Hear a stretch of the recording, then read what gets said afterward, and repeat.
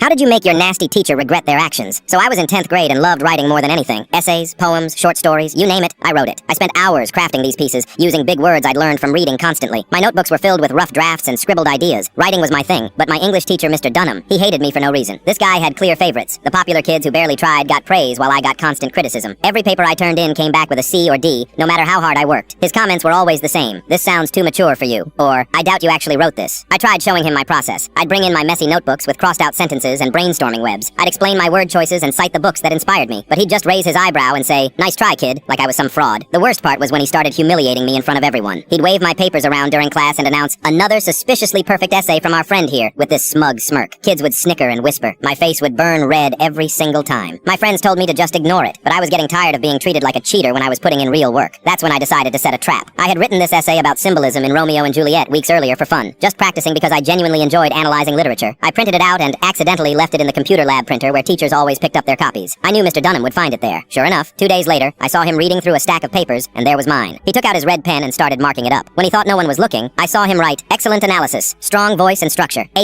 at the top." He seemed genuinely impressed, probably thinking some honors student had dropped it. The next week, I handed in that exact same essay word for word as my official assignment. Same font, same everything. I watched him read it during class, his expression changing as he recognized it. By the end of the period, he slapped it on my desk with a big fat D and the words, "Clear plagiarism," written across the top in angry red letters. I didn't say anything. I just smiled and put it in my folder with the other copy, the one with his A+ still fresh on it. I was saving it for the perfect moment. That moment came during parent-teacher conferences 3 weeks later. My mom and I walked into his classroom, and he immediately launched into his usual speech about how my writing was suspiciously advanced, and how he was certain I was getting inappropriate help with my assignments. I let him finish his whole dramatic presentation about academic integrity and how students today think they can fool teachers. He was really getting into it, waving his hands around and everything. My mom looked confused and slightly hurt that her son was being accused of cheating. Then I calmly reached into my backpack and pulled out 2 identical essays. I slid them across his desk side by side. One had his handwriting giving it an A+ with comments like "sophisticated analysis" and "mature insights." The other was the exact same paper with his D and plagiarism accusation. "I found this in the printer tray," I said, pointing to the A+ version. "Recognize your handwriting, Mr. Dunham?" His face went completely white, then bright red. His mouth opened and closed like a fish, but no words came out. My mom didn't need any explanation. She could see exactly what had happened. The same teacher who claimed my writing was too good to be mine had literally given the identical essay a perfect score when he thought someone else wrote it. "So my son's writing is only good when you don't know it's his?" my mom asked in that deadly calm voice parents use when they're furious. Mr. Dunham started stammering about how it was a mistake, how he must have mixed up papers, how he graded so many essays it was hard to keep track. But the evidence was right there in his own red ink. He'd been caught red-handed showing his bias against me. My mom stood up and said we'd be discussing this with the principal. Mr. Dunham was practically begging us to work it out between ourselves, promising he'd be more fair going forward. The next Monday was beautiful. He handed back our latest essays, and for the first time all year, I got an A. Not just any A, an A+